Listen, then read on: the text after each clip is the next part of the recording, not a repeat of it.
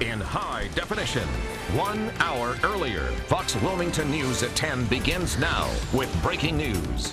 And that breaking news comes to you from Brunswick County tonight. Here's what we know right now. Officials say a group of about 25 people were on a deck at a house when it collapsed in Ocean Isle Beach. 18 of those people, we are told by emergency officials, were taken to local hospitals. One of them airlifted to New Hanover Regional Medical Center by helicopter. Emergency crews call the injuries traumatic but non-life-threatening. Cuts, scrapes, broken bones, and even more. We want to go live now to Fox Wilmington's Craig Reck. I believe we have him there at the scene. Oh, no, we don't have him just yet. He is down there. We know he just arrived there. He sent back some pictures to the newsroom. We will go straight to him with more on what happened as soon as he becomes available. But right now we do know that this happened at a private home. The second-story porch actually collapsed onto the first-floor concrete patio. 83 Ocean Isle Boulevard West is the address. We can bring up the map one more time and show you once again what we know as of 10:01, that a deck collapsed, a second-floor porch collapsed onto a concrete patio at a home in Ocean Isle Beach. 18, we are told, taken to hospitals in the Grand Strand Memorial in Horry County, Brunswick Hospital, and New Hanover Regional Medical Center. Once again, we have a crew at that scene trying to establish our connection. As soon as we have that connection made, we will go to Fox Wilmington's Craig Reck as he gathers more details from the scene of that breaking news. And one person, as we mentioned, was actually flown by helicopter to New Hanover Regional Medical Center, but the others were taken by ambulance to those Grand Strand hospitals in Brunswick County. And we'll get to Craig as soon as we can. Now we want to move on right now. A former city council member approached the council tonight to ask for help in a Wilmington neighborhood. Now we're talking about the Love Grove community, where residents were trapped after a train recently derailed, blocking the only entrance in and out of that community. Now there's only one way in, one way out, and former council member Ron Sparks says he has a plan to change that. Sparks is an engineer by profession. He says it would take about $3.5 million to build a bridge, which would give a new option for families in that neighborhood. Dozens of people stood together tonight at the council meeting. Sparks says there's money out there to do the job. City council members just need to find it. The convention center, $40+ million. Money was found. Cross City Trail is done in world record time. Council's priorities it became a council priority, and once that happens, councils can find money to make things happen. Council member Laura Padgett said in the meeting tonight the city should work with New Hanover County and CSX, the railroad company, to consider sharing the cost of that project. At least one member of City Council plans to run for re-election in November. Kevin O'Grady says he will file for a second term next Monday, July 15th. Mayor Bill Saffo has already decided to run again. The other two seats up for re-election this year belong to Charlie Rivenbark and Earl Sheridan. One lone thunderstorm to track this evening is centered over Lumberton, but a piece of that storm affects northwestern Bladen County on our radar. Some locally heavy rain and an occasional lightning strike this thunderstorm. Not moving very much. It's just probably going to rain itself out over its present location in the next few minutes to upwards of an hour. We'll watch it. Most everybody else enjoying dry weather this evening, with temps close to 80. We'll start in the 70s for tomorrow with a low rain chance gauged near 10%. Tomorrow afternoon, rain chances up to 20 or 30%, so an isolated shower or thunderstorm could pop on a day where we'll have temperatures top out deep into the 80s. Here's Chantal. It's a tropical storm near Puerto Rico. Its maximum sustained winds are at 65 miles an hour, and it's moving to the west very fast at 26 miles an hour.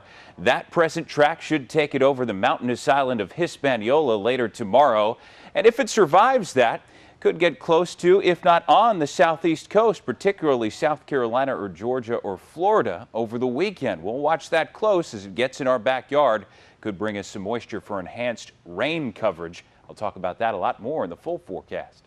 All right, thanks, Gannon. Well, new at 10 tonight, the State Bureau of Investigation wants to know what happened to several cars in Carolina Beach. Just take a look at these pictures. These were sent to us from a business owner next to the Marriott Hotel. One car apparently caught on fire and it spread to at least 3 others, causing more than $60,000 in damage.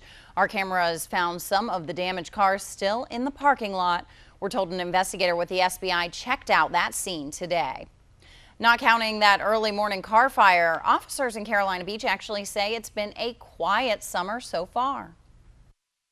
Visibility, people see the police, they go, okay, we don't want to go to jail. That's the new interim chief of police, and he says patrols are up in the neighborhoods and around the boardwalk. And as that goes up, the 911 calls come down. Police are responding to far less 911 situations this year when compared to last year. And Carolina Beach isn't the only agency with less calls. Wrightsville Beach Police report similar numbers. Another deputy fired from the New Hanover County Sheriff's Office, the third in 3 months. The investigation surrounded Deputy Michael Murray. Investigation found, according to officials, that he lied, violating the department's standard of conduct. We know the sheriff's office did get a complaint, but no laws were broken. The incident happening June 29th while Murray was on duty. Now, Murray did have been disciplined for other policy violations last year and again this past January. A half dozen Army officers are out as potential jurors in Nidal Hassan's trial. The judge and prosecutors questioned 20 potential jurors for more than an hour today. Hassan did not ask any questions. The remaining 14 panelists will be questioned once again Wednesday. Hassan is representing himself, where he faces murder and attempted murder charges for the 2009 attack at Fort Hood. A firearm trade group based in Newtown, Connecticut has filed a lawsuit in hopes of reversing the state's strict new gun control law. That lawsuit, filed Monday by the National Shooting Sports Foundation. It accuses the governor and lawmakers of violating the state's constitution by allegedly introducing and rushing the legislation through without public hearings or committees. The bill passed April 3rd and was signed to law a day later. It bans more than 100 types of assault weapons and calls for background checks on all weapon sales, including private sales. A spokesman for the governor says the state will defend that law. The defense team for George Zimmerman is expected to wrap up its case tomorrow. Zimmerman is facing second-degree murder charges for the shooting death of 17-year-old Trayvon Martin. So far, Zimmerman has not been on the stand to testify. One key piece of evidence is video of him explaining to police his side of the story, along with all those 911 calls where you can hear someone screaming. Well, it's not a good, I thought it was one of these all steel heavy things. I wouldn't consider it a really dangerous weapon. You think it's all right to hit somebody like that real hard and it wouldn't cause any bruising? I think it might cause a bruise, but it's just not heavy enough to be of significance. That's some of the testimony from today. Zimmerman is pleading not guilty, claiming he shot Trayvon Martin in self-defense. Keep going. Come on. There you go. Nice. Good. Good. Keep going. Whoa, you do not want to mess with these women. Tonight, dozens of ladies took a self-defense course put on by the Wilmington Police Department. Patrick Sawhill, a black belt in Taekwondo, taught the class, showing women how to disarm an attacker. Organizers say it's about preventing crime before it happens. Crime prevention is essential. Self-safety is essential. Making sure that women, men, everyone is prepared in case of an emergency or in case they are attacked by a perpetrator. It's always good information to be able to instruct people on how to conduct themselves. About 100 women showed up to take the course, but there wasn't enough room for everyone, so organizers plan to hold another session in the future, and of course we'll let you know when that happens. For sure, and it looks like very important stuff they learned out there. Now coming up, we'll have the latest on that deck collapse in Brunswick County. Our crew trying to get that live report prepared, trying to get connected between here and Ocean Isle Beach. Once again, 18 people hurt, taken to local hospitals after a second-story porch collapsed onto a first-floor cement patio earlier tonight at a home in Ocean Isle Beach. We'll be right back with more after this. You're watching Fox Wilmington News at 10, 1 hour earlier. And we continue to follow that breaking news from the top of our newscast. Several people hurt when a deck collapsed on a home in Ocean Isle Beach. This happened earlier this evening. We know that more than a dozen people have been taken to local hospitals. Fox Wilmington's Craig Reck is at that scene right now. Craig, how close have you been able to get, and what have you learned since you arrived?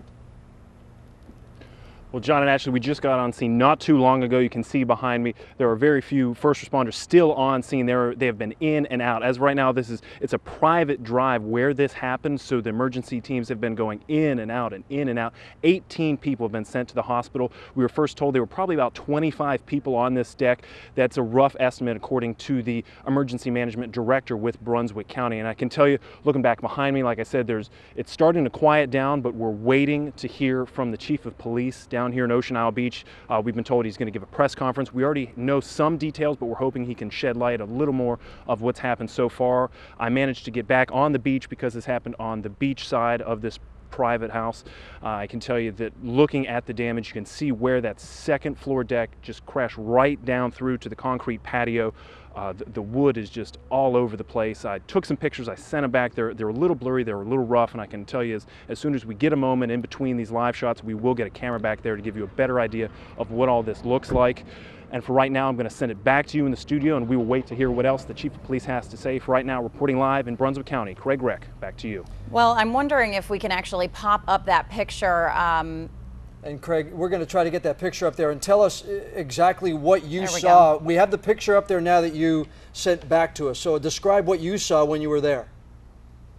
Well, I went all the way through the beach access, went down because obviously plenty of emergency crews were on scene up towards the street, so you couldn't get very close.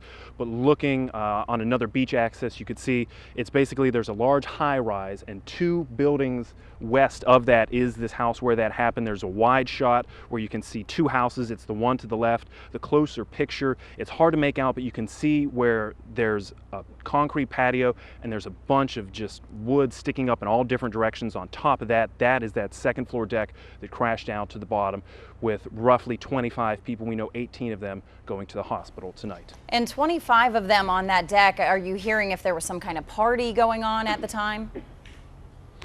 As of right now, no one has really mentioned anything like that. I've heard a lot of speculation as to what was going on or who was up there, whether it was small children or who really. But as of right now, the few emergency workers that I've talked to haven't said much about the details. They don't want to speculate too much. Okay. Fox Wilmington's Craig Reck at the scene of a deck collapse in Ocean Isle Beach. Now, this is the second kind of incident that's happened in Brunswick County in just the past couple of years. We have some video of a collapse that happened back in 2010. And this happened in Holden Beach. The investigation into the crash found that over time, wet and humid weather corroded the fasteners that were actually holding this wood deck together, and it basically just pulled away from what was supporting it. That caused 7 people at the time. They were on the deck to fall about 8 feet onto the concrete below. Again, this is video from a scene that happened in Holden Beach in 2010. If you're just tuning in, we have breaking news out of Ocean Isle Beach. 18 people taken to local hospitals after a second floor deck collapsed on a home in Ocean Isle Beach. It collapsed onto a concrete patio. 18 people taken to hospitals, non-life-threatening injuries, but of course we'll continue to monitor the latest details there. And we're continuing to monitor Tropical Storm Chantel. We'll be right back after this with Chief Meteorologist Gannon Medwick.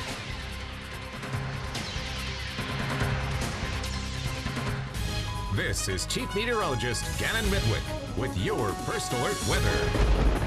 Summertime weather here in early to mid-July. Temperatures toasty, upper 80s to near 90. That's where we topped out for highs. Tracking some action in the tropics and even a few thunderstorms. We'll dive into that in just a moment. Want to show you how temperatures have cooled under, for the most part, what we've got going on is partly cloudy skies, benign conditions outside to the upper 70s. Temperatures have cooled too now. 78 for Wilmington. Shoot for a low near 74 late tonight. So temperatures easing back down a little bit deeper down into the 70s under partly cloudy skies. That chance of a shower or thunderstorm overnight tonight into tomorrow. Not going to be 0, but going to be on the lower side, 20 to 30%. Revisiting the thunderstorm we've got going on in our area right now. Here it is, south side of Fayetteville through St. Paul's and Lumberton. Nearly stationary, heavy thunderstorm. That's with downpours and pretty concentrated lightning strikes. And a little piece of this cell or 2 has been splitting off and going over northwestern Bladen County recently. So if you live here, you're traveling here, not an exceptionally heavy storm in the area, but certainly some thunder and lightning and at least some light to moderate rain before this thunderstorm can get a chance to kind of pulse down and lose some of its steam as we go deeper into the evening. The rest of us, Columbus County, southeastern Bladen, Pender, New Hanover, Brunswick, no thunderstorms operating. And of course, we're thankful for every dry weather moment we get after that very long and wet and stormy June, and even the first couple of days of this month, very stormy. We seem to shut off the tap a little bit recently, but a storm system in the Great Lakes is going to drop a cold front south to us late this week, and that's going to turn on the tap again. That cold front should be an effective trigger for showers and thunderstorms. So we'll have coverages up in the 40 to 60% range for you late this week and into the weekend. And one wild card is Chantal here, looking rather ragged on a satellite review, but nonetheless tropical moisture with Chantal is racing through the eastern Caribbean is this tropical storm. As we showed you that forecast track in first forecast from the official National Hurricane Center there. And then we'll kind of sketch it out here.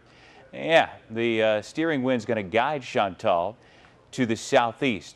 I want to make the point on this graphic that it's not likely to be terribly strong when it gets up toward the southeast U.S. because it's got some things going against it. It's fast forward motion for one. Number two, it's got to cross some mountainous islands in eastern Cuba and also Hispaniola. And then for Friday and the weekend, some wind shear is going to be kind of gnawing at the system. So it's not likely to be a terribly strong system, but tropical moisture is tropical moisture. So when we see our spaghetti models, each strand of spaghetti, again, a different computer forecast model potential track for Chantal. When we see them bring the system toward either Florida, Georgia, or South Carolina, we take notice here in southeastern North Carolina. We say this thing's got to get kind of close to our backyard. So we've got this cold front coming in from the north and west, already likely to bring us chances for showers and thunderstorms. And then we'll have a tropical system getting at least kind of close to us. And so that system could share added moisture to the mix. So the bottom line, some locally heavy rainers possible late this week into the weekend. Probably not complete washouts as I see it right now, but pretty active for that middle part of the 7-day forecast period. The bookends, decent. If you like today, if you can put up with today, hey, you got another one tomorrow. And then late in the forecast period, we'll torque those rain chances down as well. But torque them down. I like it. Torque them down. That's right. Big old. We need a big wrench in the summertime. And it's that cold front and maybe some added moisture from Chantal that could get things active in the middle. Well, seems like that path keeps changing. We're telling everybody on Facebook, keep an eye on it, but don't bank on it because it can change, and it has been changing already. And also, the one thing about that Facebook is we show you the whole thing, so it looks like the things are barreling right toward Wilmington. I mean, the nuances is the center could be a little bit farther to our south, and it's not going to be a very strong system, most likely, so that exact center is not quite as important. All right, thanks, Gannon. Well, again, we want to take a live picture. We're following that breaking news out of Brunswick County. 18 hurt in a deck collapse. Ocean Isle Beach is where it happened. That's where our crew is live. These pictures are live of that breaking news. New details as we get them right here on Fox Wilmington News at 10. The Wilmington Hammerheads will continue their push to make the playoffs this weekend when the team visits the Charlotte Eagles. The game will be the second of the season between the two clubs who finished in a scoreless draw the first time out here in Wilmington. For David Irving's team, the trip will be the first of a very pivotal 3-game road trip that will also see them visit Rochester and Pittsburgh in what will be the final busy stretch of their season. That trip will have the team play twice over a span of 3 days, but the good news is down the stretch, only 3 of the 7 teams the Hammerheads will face have a winning record, and Wilmington has already proven it can play with the teams at the top of the standings. We've got a little confidence. We got some players back from injury, suspensions. The first 6 weeks was difficult. Our schedule and injuries and suspensions and travel and open cups and stuff, but we got through all that. And we've made a fist of it. And the last few games, against the top 2 teams in the league, we've done very well. And one of the Hammerheads has been named Player of the Week. USL Pro gave the honor to midfielder Daniel Steris. He scored 3 goals in the 2 games as the Hammerheads took 4 points from 2 of the top 3 teams in the USL Pro. An honorable mention went to Cody Arnault, who is from the Wilmington area. The Hammerheads' next game is Saturday in Charlotte against the Eagles. Another player of the week, this one a former UNCW goalkeeper, Brad Knighton, named the Major League Soccer's Player of the Week. Made a couple of saves in Vancouver's draw against Sporting KC last week. On Saturday, 7 saves in a win over Seattle. And New at 10, an alum of CFCC, took home the Billy Joe Patton Trophy for winning the North Carolina Amateur. Stephen Brame shot 369 to win his first major Carolinas Golf Association title. He played at Cape Fear Community College in Wilmington, finished as the #1 ranked JUCO player in the country, led to a scholarship at Lynn University in Boca Raton, Florida, where he graduated in 2010. More golf now. A senior at UNCW is qualified for this year's U.S. Women's Amateur Championship. Lori Beth Adams finished 4th at the Dalton Golf and Country Club in Georgia. She shot even par 72, just 2 back of qualifying champions Katie Funk and Allie McDonald. The 2013 U.S. Women's Amateur takes place next month in Charleston. Before that, Adams is headed to the North and South Amateur in Pinehurst. Okay, we're getting new pictures, new details in from the scene of that breaking news in Brunswick County. That's right, 18 hurt in a deck collapse. All have been taken to the hospital at this point. We have the newest details from the scene coming up right after this break. Okay, new details now from that breaking news in Brunswick County. 18 people hurt in a deck collapse in Ocean Isle Beach. Officials say a group of about 25 people on a second-floor deck when it collapsed onto a concrete patio. Yeah, and this happened at a private home in New. Right now, we've learned that the home was being rented at the time. News at 10 reporter Craig Reck live on the scene with the latest details. Hey, Craig. Ashley, John, I can tell you that we let you know that yes, this is a rental house, but we're actually a little unclear at this point because in just the last minute, a car came flying up this private drive. The officers on scene had to slow it down, saying, you know, this is a scene right now. This is very busy. You don't want to hurt anyone else. A girl stuck her head out the window and said, "That's my house. I need to get in there. That is my house." So whether or not the house was actually being rented at this point, it's a little unclear, but we do know, according to the town administrator, that it has been used for rental purposes and the owner has been contacted. Now, we got a picture from one of our viewers to give you an idea. Whenever we got on scene, there were so many emergency vehicles on scene, we couldn't really get too close to the action, but you can tell by that video, that picture up there that a viewer sent us, a lot of in and out with these emergency crews. I talked about it earlier. This is a private drive, so a lot of these ambulances are coming in and out, really having to share this slim road. At one point, even a helicopter came in, airlifted somebody to one of the hospitals.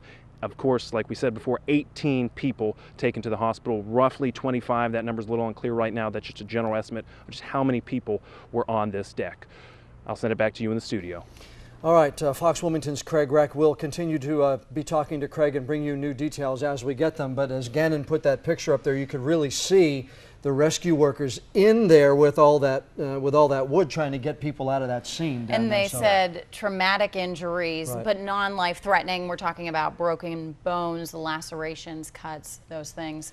Details as we get them on foxwilmington.com. Let's get one quick look at the forecast before we leave. Yeah, another upper 80s to near 90 type of day tomorrow with a chance of showers and thunderstorms. Still low, about 20 to 30%. Those rain chances will be climbing, it looks like, late in the week and the weekend, up towards 60% rain chances for Friday and Saturday. Okay, again, details on foxwilmington.com.